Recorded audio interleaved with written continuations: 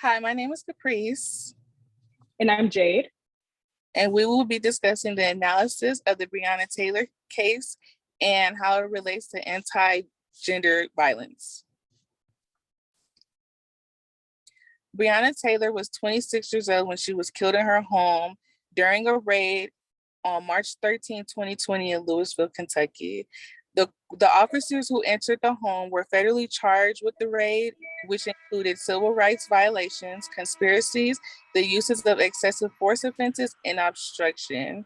They thought that she was running a drug trafficking operation with her ex-boyfriend, so they initially got a knock and announce warrant, which then they proceeded to do a no-knock warrant where the boyfriend, Kenneth Walker, shot first, and then the police shot 32 times, killing Taylor with 6 shots. Anti-Black gender violence. Black women have dealing with this for centuries and centuries, from slavery to present day. They've been tortured, raped, and much more for trying to survive in labor. 48 Black women were killed by the police since 2015. Been only 2 cases where officers charged with manslaughter or murder in an on-duty shooting. Okay, so the connection between Black women's history and the Breonna Taylor case. Historically, Black women have been dehumanized and ignored, especially as a result of being victims to heinous crimes. This is an example in one of the videos in the modules. The notion of Celia was that she was treated as a person and a non-person simultaneously.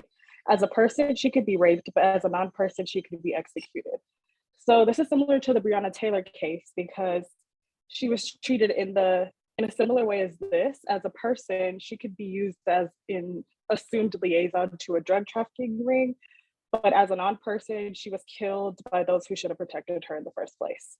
And similar to the politics of respectability against Black women in the past, this case involves the concept of intersectionality. So when you compare Breonna Taylor's case to that of George Floyd's, there was much more publicity around the case, and the officers involved in his killing were swiftly charged compared to those in Breonna Taylor's case. When combating anti-Black gendered violence, you should first attempt to understand the depths of violence that Black women have experienced historically and in the present day.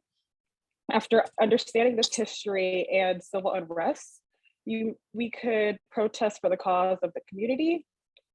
And also we could work to create organizations that assist to pass legislation that mandates the prevention of criminalization against Black women from law enforcement agencies. Here are our references, and thank you so much.